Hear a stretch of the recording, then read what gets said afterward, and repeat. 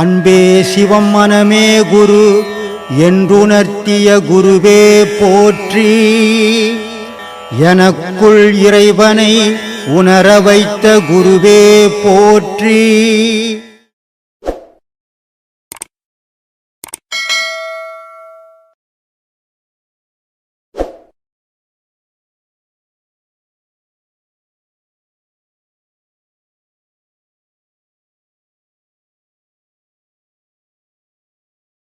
அது காலையில் உபதேசம் அதாவது பாடம் படிக்கும்போது தன்னை அறியாமல் கோட்டுவா வந்துக்கினே இருக்கு. மட்டும் நல்லது.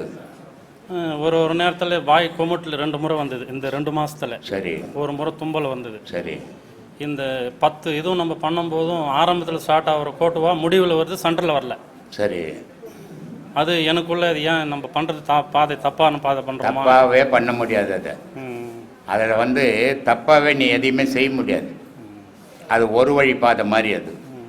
அதில் தப்பே ஆகாது. நீ எப்படி போனீங்கனாலும் அங்கே தான் போய் சேரணும். அதனால் அது தப்பாக கண்ணில் தண்ணி தானாக கொட்டிக்கினே கொட்டட்டோமே. எவ்வளோ பாவங்கள் பண்ணிக்கிற அவ்வளவும் கடவுள்கிட்ட அழுது தீர்த்துட்டேன். அதனால் கண்ணில் தண்ணி கண்ணை திறந்தோம்னா மேலே தூக்கி வச்சோம்னா கண்ணில் தண்ணி வரும். முதல்ல ஆரம்பத்தில் எரிச்சல் எடுக்கும், கண் மிளகாத்தூள் கொட்டின மாதிரி இருக்கும். அதனால் தண்ணி வடியும். வடிஞ்சு அது நின்று போயிடும். ஆனால் இன்றைக்கி தூக்கம் வருதுன்னா அந்த தூக்கம் நல்லது நோக்கி போகுதுன்னு அர்த்தம். நல்லா பண்ணின்னுக்கிறேன்னு அர்த்தம். ஏன்னா இதை ரொம்ப அழகாக சொல்லுவார் பத்ரகிரி. அகங்காரம் உள்ளடக்கி ஐம்புலனை சுட்டறுத்து தூங்காமல் தூங்கி சுகம் பெறுவது எக்காலம்னு. மனுஷன் 2 விதம். ஒன்று முழிச்சு நிற்பான், இல்லை தூங்கி நிற்பான். ஆனால் இந்த தூக்கமும் இல்லை முழிப்பும் இல்லாத 2க்கும் இடைப்பட்ட நேரத்தில் இருக்குது. அதுக்கு பேர் நிஷ்டைன்னு பேர். அந்த நிஷ்டை கடவுள் வழிபாட்டில் பண்ணுறவங்களுக்கு வரணும். வந்தால் தான் அவங்க சீராக போவாங்க. நான் ஒவ்வொரு வீடியோவிலையும் சொல்கிறேன், இந்த பாடம் பண்ணும்போது விழிப்பு நிலையை ஒரு 10 நிமிஷம் கால தான் இருக்கணும். அதுக்கப்புறம் நீ என்ன பண்ணின்னுக்கிறன்னு உனக்கே தெரியாமல் போயிடணும். அதுதான் கடவுள் வழிபாடு. மூச்சுக்கினே நான் இதை பண்ணுறேன், அதை பண்ணுறேன், இப்படி பண்ணுறேன், அப்படி பண்ணுறேன், கடவுளை கும்பிட்றேன்னு நினைவோடவே பண்ணக்கூடாது. எப்போ உன்னுடைய மனம் அழியுதோ அப்போ நினைவுகள் அழிஞ்சிடும். நினைவுகள் அழியும் போது இந்த தூக்கம் வரும். திருப்பி அந்த மனம் நினைவு மனம் வரும்போது தெளிவு வந்துடும். இதுதான் இந்த ஆன்மீகத்தினுடைய பயணம். அதனால் இது தவறெல்லாம் இல்லை, சரிதான். அப்படியே செய்யுங்க. சில நேரம் தேம்பல் வருது, ஏன்னா அழியாமல் அப்படி தேம்புற மாதிரியே வருது. அதுதான் நம்ம என்ன நினைக்கிறோம், இப்போ தான் நமக்கு தெரியும் இப்போ இருக்கிறோம் நம்ம அப்படின்ட்டு. ஆனால் இதுக்கு முன்னே பல கோடி வருஷமாக இருந்தோம், நம்ம இந்த செயலெல்லாம் செய்தோம் அப்படின்னு யாரும் தெரிஞ்சிக்க முடியாது. கடவுள் ஒரு பெரும் பேரறிவாளன். மனிதனுக்கு ஒரு நினைவு தெரிஞ்சு போச்சுன்னா செத்தா கூட அவனுக்கு மறுபிறப்பில் நினைவு வந்துச்சுன்னு சொன்னால் உலகம் அமைதியாக இருக்காது. நீ நானும் பிறந்தே இருக்க மாட்டோம், விபரீதமாக மாறி அழிஞ்சு இருக்கும். ஆனால் இந்த உடல் விழுந்த உடனே அத்தனை ஞாபகத்தையும் கடவுள் அழிச்சிட்றான். புது உடல் எடுக்கும்போது புது நினைவுகள், புது செயல்பாடுகள். ஆனால் இருந்தாலும் கூட அந்த பழைய செயல்பாடுகளினுடைய ஏக்கம், அழை, துக்கம் அது வரும். அதனால் தவறில்லை, நல்லா அழுப்போ. இந்த விஷ்ணு கோத்திரம் சிவம் கோத்திரம் அப்படின்னு சொல்லு. விஷ்ணு கோத்திரம் சிவம் கோத்திரம்ன்ட்டு இப்போ நாமம் போடுறவங்க விஷ்ணு கோத்திரத்துக்கிட்ட போகிறதில்ல. சரி. பட்டை போடுறவங்க விஷ்ணு கோத்திரத்து வர்றதில்லை. சரி. அது மக்களாக அது பிரிச்சு இருக்கிறாங்களா, இல்லை அந்த இறைவன் வழிபாட்டிலே அந்த மாதிரி இருக்கா? நீ எந்த கோத்திரம்? அதுதான் எனக்கே தெரியலையே. விஷ்ணு கோத்திரம்னு ஒன்று இல்லை, சிவகோத்திரம்னு ஒன்று இல்லை, மனுஷ கோத்திரம்னு மட்டும்தான் இருக்குது உலகத்தில். நீ மனுஷ கோத்திரமாக இது, மற்ற கோத்திரத்துக்கு போவாத. ஏன்னா அது சாஸ்திர சமுதாயம், தொழில். அது கடவுள் வழிபாடு இல்லை. கடவுள் வழிபாடுன்றவனுக்கு கடவுள் எந்த ஜாதி தெரியல. சரி, கடவுள் வானாப்பா, அது பெரிய விஷயம். அது கடவுள் பொல்லாதவன், அவனை பற்றி பேசுறது அவ்வளோ ஈஸி இல்லை. உன் மூச்சு என்ன ஜாதி? அதுவும் தெரியல. நீ என்ன ஜாதி? தெரியல. இல்லைப்பா, உங்கள் வீட்டில் நீ என்ன மதம் ஜாதின்னு சொல்லியிருக்கிறாங்க? நாய்க்கிறா, நாயுடா, மொயிலாவாரா, எந்த ஜாதின்னு சொல்லிக்கிறாங்க? ஜாதினா யாதவாசன்றாங்க. யாதவாசம்னு சொல்கிறாங்க. யாதவான்னா இந்த பால் கறக்கிறவங்க, மாடு மேய்க்கிறவங்க, முலாம் சிங் யாதவங்கிற அவங்களுக்கு சொந்தக்கார மாதிரி நீ என்ன வச்சுக்கோ. ஆனால் இந்த யாதவா, முதலியார், நாய்க்கர், ஐயர், பறையன், பள்ளின்னு வச்சுக்கிறது உயிருக்கு வச்சுக்குதா, உடலுக்கு வச்சுக்குதா? அதுதான் எனக்கு உடலுக்கு மட்டும்தான் வைப்பேன். இப்போ யாதவா வீட்டில் உனக்கு ஒரு குழந்தை பிறந்து போச்சு, நீ உன்னால் காப்பாற்ற முடியல. அந்த குழந்தை வந்து வேறு இடத்துல போய் வளர்ந்ததுன்னா அது அந்த ஜாதியாக மாறிடும். அப்போது பிறப்பால் ஜாதியே கிடையாது, மூச்சு ஜாதியே கிடையாது, மூச்சுக்கு மதமே கிடையாது, கடவுளுக்கு ஜாதியும் கிடையாது, மதமும் கிடையாது. எவன் ஒருத்தன் ஜாதியில் மதத்தில் நிற்கிறானோ அவனுக்கும் கடவுளுக்கும் தொடர்பு கிடையாது. ஜாதி மதத்தை எவன் கடந்து நிற்கிறானோ கடவுளுக்கும் அவனுக்கும் நெருங்கிய உறவு வரும். அதனால் இந்த கோத்திரம் கொல்தம் இதெல்லாம் மறந்துடுங்க. மறந்துட்டு கடவுளை நினைங்க மனசில். இதெல்லாம் நினச்சின்னு ஊரில் பொழப்பு நடத்த தான் உதவும், கடவுளை தேட உதவாது. கடவுளை தேடணுன்னா இதெல்லாம் மறந்துடுங்க. எந்த கோத்திரமாவது இருந்துட்டு போட்டோமே, நமக்கு என்ன போச்சு? நம்ம என்ன கோத்திரம்? மனித கோத்திரம், கடவுள் கோத்திரம். 2 கோத்திரம்னா உலகத்தில். இந்த மனித கோத்திரம் போய் கடவுள் கோத்திரத்தில் கலந்துக்கணும். அதில் மூழ்கிடுச்சுன்னா அது கடவுளாக மாறிடும். அதனால் அதை தேடு. இந்த கோத்திர கோலம்லாம் நமக்கு வேணாம். இன்னொன்று, இந்த வேப்ப மரத்தில் பால் வருது. வட்டம் அது எல்லா மரத்தில் விளையுதோ? சில மரத்துங்களில் தான் அது வருது. அது வந்து அது மரம் சக்தி வாய்ந்த மரமா இல்லை சில மரத்தில் வரது அது இயற்கையாக? ஒரு சக்தியும் கிடையாது. மனுஷன் சும்மா நான் ஏமாத்தினுக்குது சக்திக்குது அதுக்குதுன்னுட்டு. இப்போ ஒரே பூமி தானே இது, ஒரே பூமி தான். ஒரே பூமி. அதில் ஒன்றும் சந்தேகம் இல்லையே ஒன்று. அதில் எதுவும் சந்தேகம் கிடையாது. ஆமாம். இப்போ உங்கள் வீட்டில் கிணறு நோண்டினா தித்தி பார்க்குது தண்ணி. ஆமாம். பக்கத்து வீட்டில் 4 வீடு கிணறு நோண்டினா ஒரு உப்பு கறிக்குது. 4 வீடு தள்ளி நின்னா சவுராக்குது. இதே அவன் பார்த்து இது பூமியிலே மாறுபடுது. பூமியில மண்ணு மாறுபட்டது. மண்ணு மாறுபடுது. அந்த மாதிரி இந்த மரம் இருக்கிற இடம் மண்ணு மாறுபட்டது. அதனால அதுக்கு பால் வருது, உனக்கு பால் வரல, கொட்டி மாறிட்ட போ. அதான் ரொம்ப நாளாக நான் கன்னியாகுமரி மாவட்டம் நாகர்கோவில் பேர். என் பேர் போஸ்கோ. ஒரு ஐயா சொல்லிருக்காரு, ஒரு பெண்ணை எதுக்காக 2 பேர் பக்கத்தில் வச்சுருக்காங்கன்னா, கடவுள் பக்கத்தில் 2 பெண் எதுக்கு வச்சுருக்காங்கன்னா, இன்பத்துன்பம் பெண்ணுக்கிட்ட தான் இருக்குன்னு வச்சுருக்காங்க. இன்பத்துன்பம் 2மே பெண்ணுக்கிட்ட இருக்குது, அதனால தான் கடவுள் பக்கத்தில் 2 பெண்ணை வச்சுருக்காங்கன்னு சொன்னாங்க. இப்போ ஒரு ஆணுக்கு இன்பம் பெண்ணுக்கிட்ட இருக்குது, பெண்ணுக்கு இன்பம் ஆணுக்கிட்ட தான் இருக்குது. அப்படி இருக்கும்போது அவங்க ஏன் 2 பெண்ணை மையப்படுத்தி சொல்லுறாங்க? பெண்ணை மையப்படுத்தினா பொம்பளை இல்லாத வீட்டுக்கு போயிருக்கீங்களா? அப்போ அது பொம்பளை இல்லாத வீட்டுக்கு எப்போ போயிருக்கீங்களா? இல்லை, போனதே இல்லையா? போய் பாருங்க, தெரியும். இல்லை சாமி, ஆணுக்கும் அந்த மாதிரி தானே இருக்குது. பொம்பளை இல்லாத வீடு வீடாகவே இருக்காது, அலங்கோலமாக இருக்கான். அந்த வீட்டில் யாரும் போக முடியாது. ஒரு வீட்டை கோயிலாக மாற்றக்கூடிய சக்தி அவங்களுக்கு தான் உண்டு. அதே நேரத்தில் அவங்க அதை உணரலைன்னு சொன்னால் அந்த வீடை நரகமாக்கிறதுக்கு அந்த பெண்ணால் முடியும். ஒரு பெண்ணால் ஒருத்தரை நல்லா வாழ வைக்க முடியும், ஒரு பெண்ணால் ஒருத்தருக்கு கஷ்டத்தையும் கொடுக்க முடியும். எனக்கு பயந்ததில்லை. ஒரு ஆண் இல்லாத இடமா அது இழப்பதாக தானே இருக்கு. ஒரு ஆண் இல்லாத இடமா அது இழப்பாக தானே இருக்கும். ஆணுக்கு ஆண் இல்லாத இடமா அது ஒரு இழப்பாக தானே இருக்கும். பெண் இல்லைன்னாலும் அந்த இடம் இழப்பாக தான் இருக்கும், ஆண் இல்லைனாலும் அந்த இடம் இழப்பாக தானே இருக்கும். இழப்பா இல்லை சாமி, இழப்புன்றது வேற. ஒரு பெண் இல்லாத வீடு வீடாகவே இருக்காது. அங்கே ஒரு ரூமாக தான் இருக்கும், ஒரு கட்டிடமாக தான் இருக்கும். அது வீடுன்னு சொல்கிறதுக்கு வாய்ப்பே கிடையாது. ஆனால் ஒரு பெண்ணுன்னு ஒன்று வந்தால் இந்த பொருள் இங்கே தான் இருக்கும், இந்த நேரத்தில் இப்படி தான் நடக்கணும் அப்படின்னு ஒரு வழிகாட்டுதல் வரும். அது யாரால் முடியும்னா ஒரு பெண்ணால் மட்டும்தான் முடியும். அப்போ ஐயா சொல்லுவார், இன்பமும் துன்பமும் பெண்ணுக்கிட்ட தான்ப்பா இருக்குது, வேற எங்கேயும் இல்லை அப்படின்னு சொல்லுவார். ஏன் அதை சொல்கிறாருன்னா, உங்கள் வாழ்க்கையில் உங்கள் அம்மா அப்பா இருக்காங்களா? யார் உங்களை காப்பாற்றுனது? அவங்க தான், அம்மா அப்பா தான் காப்பாற்றுனாங்க. அம்மா அப்பா 2 பேரும் காப்பாற்றுனாங்க. அம்மா கூட ரொம்ப நேரம் இருந்தீங்களா, அப்பா கூட ரொம்ப நேரம் இருந்தீங்களா? அம்மா கூட தான். அம்மா கூட தான் இருந்தீங்க. அம்மா தானே உங்களை சொல்லி சொல்லி வளர்த்துருப்பாங்க. அப்பா வேலைக்கு போவார், எல்லாம் பண்ணுவார், எல்லாம் ஓகே. உங்கள் கூட எவ்வளோ நேரம் பேசியிருப்பாரு? அம்மா ரொம்ப நேரம் பேசியிருப்பாங்களா, அப்பா ரொம்ப நேரம் பேசியிருப்பாங்க? அம்மா தான் பேசியிருப்பாங்க. அதுதான். அப்போ உங்களுக்கு வந்த அறிவு அப்பா கிட்ட இருந்து கூட வந்தது கிடையாது. அப்பா அவங்க கடமை செஞ்சனால தானே அம்மா அந்த இடத்துல எல்லாம் கரெக்டு. ஆனாலும் அதை கட்டி காப்பாற்றக்கூடிய சக்தி யாருக்கு இருக்குது? அம்மா கிட்ட தானே இருக்குது. அம்மானு ஒன்று இல்லைன்னு சொன்னால் அது பிள்ளைங்களும் வளர முடியாது ஒழுங்கா. அம்மா இல்லாத வீட்டில் நீங்கள் போய் பாருங்கள், பிள்ளைய சரியாக வளர்ந்துருக்காது. ஆனால் அப்பா இல்லாத வீட்டில் பிள்ளைங்க பாருங்கள், அம்மா சொல்லி சொல்லி வளர்த்துருப்பாங்க. ஒரு பிள்ளைகிட்ட பேசக்கூடிய டைம் எடுத்துக்கிறது அம்மாவால் தான் முடியும், அது ஒரு பெண்ணால் தான் முடியும். ஒரு பிள்ளை சரியில்லைப்பா, நான் சொல்கிறத கேட்குறேன்னா அப்பா என்ன பண்ண கோச்சிங் போயிடுவார். ஆனால் அம்மா அங்கே கோச்சிங்க போக மாட்டாங்க. 1000 தான் அந்த பிள்ளை கேட்கலன்னா கூட இறங்கி இறங்கி வந்து திரும்ப திரும்ப சொல்லுவாங்க. அந்த மனசு யாருக்கு இருக்குன்னா அம்மா கிட்ட தான் இருக்குது, அது ஒரு பெண்ணுக்கிட்ட தான் இருக்குது. அப்பா என்ன பண்ணார் தெரியுமா? 4 வாட்டி சொல்லி பார்ப்பார், 4வது வாட்டி சொல்லி கேட்கலன்னா அட போடா காய்ச்சல்னு போயினே இருப்பார். நீ எக்கேடு போனால் எனக்கு என்னன்னு போயினே இருப்பார். ஆனால் அம்மா ஒரு காலமும் அவன் 1000 விஷயமையாக இருந்தாலும் 1000 புரியாமல் ஜடமாக இருந்தாலும் கூட ஏன் புள்ளன்னு சொல்லி அரவணைப்பாங்களே தவிர தூக்கி போட்டு போகக்கூடிய மனம் அவங்ககிட்ட கிடையாது. அப்போ யார்கிட்ட இன்பம் இருக்குது தேரட்டுக்கு போகுதுன்னா பெண்ணுக்கிட்ட மட்டும்தான் இருக்குது.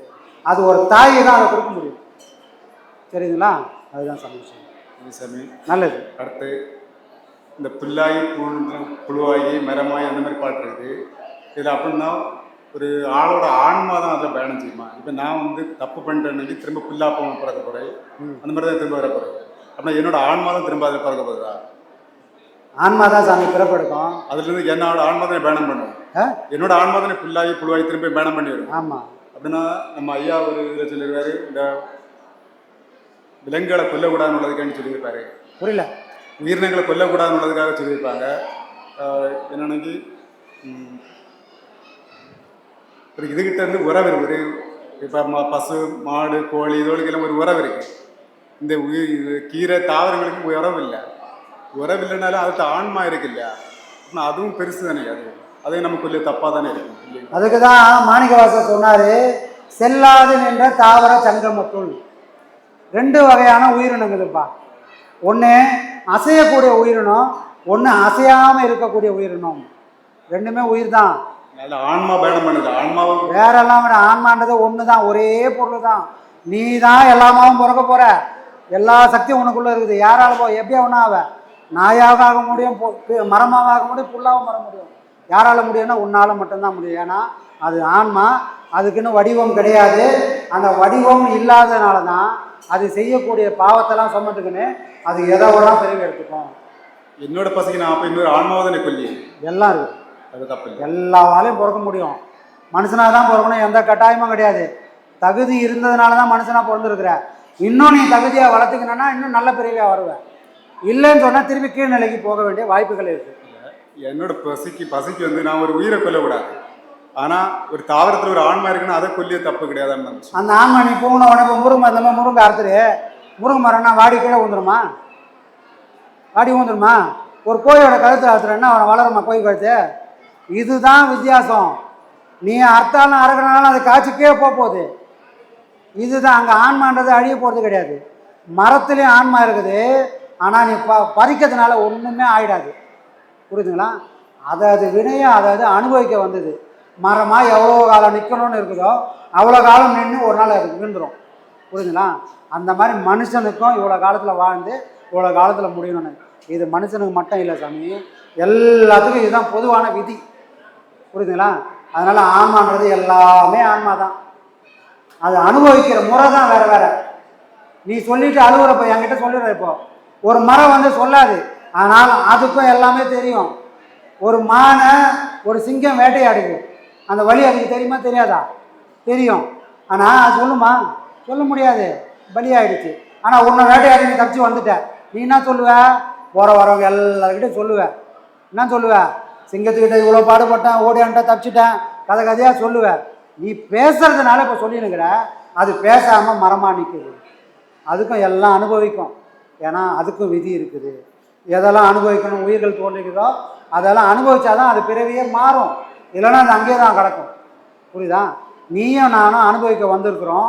எதெல்லாம் அனுபவிக்கணுக்குதோ அதெல்லாம் அனுபவித்தால் மட்டும்தான் இந்த பிறவி மேல்நிலைக்கு போகும். இல்லைன்னா இது இதோட மோசமாக போகும். சரியா? அறிவு, புத்தி, ஞானம் 3 வித்தியாசம் இருக்குங்களா? வித்தியாசமா? அறிவு, புத்தி, ஞானம். இப்போ நீ அறிவு மூலியமாக பேசுறீங்களா புத்தி மூலியமாக பேசுறீங்களா? அறிவு தான். அறிவு மூலியமாக பேசுறீங்க.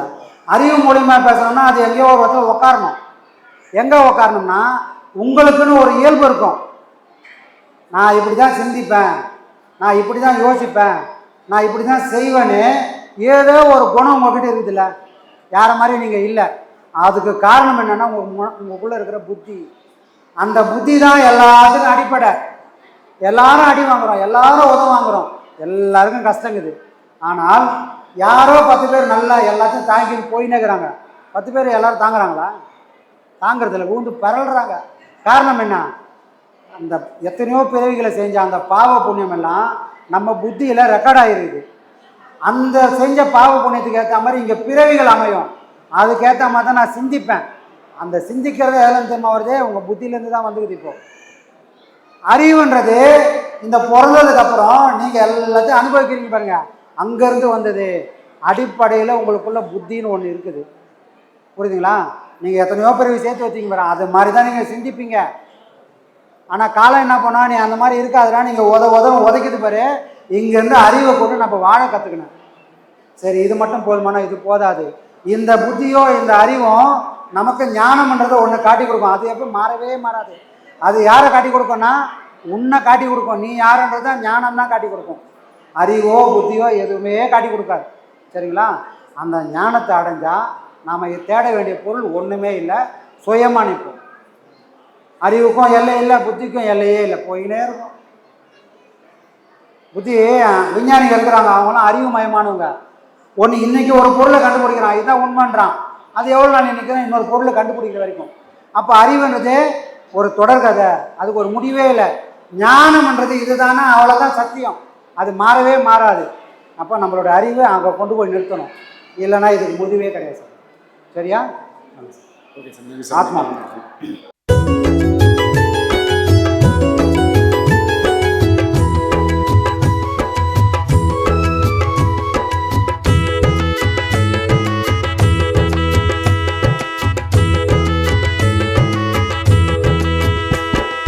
நல்ல காலம் பொறந்துடுச்சு நமக்கு, நல்ல காலம் பொறந்துடுச்சு நமக்கு. பிரம்மஸ்ரீயாம் நித்யானந்த பெருமானின் ஆசியாலே, பிரம்மஸ்ரீயாம் நித்யானந்த பெருமானின் ஆசியாலே நல்ல காலம் பொறந்துடுச்சு நமக்கு, நல்ல காலம் பொறந்துடுச்சு நமக்கு.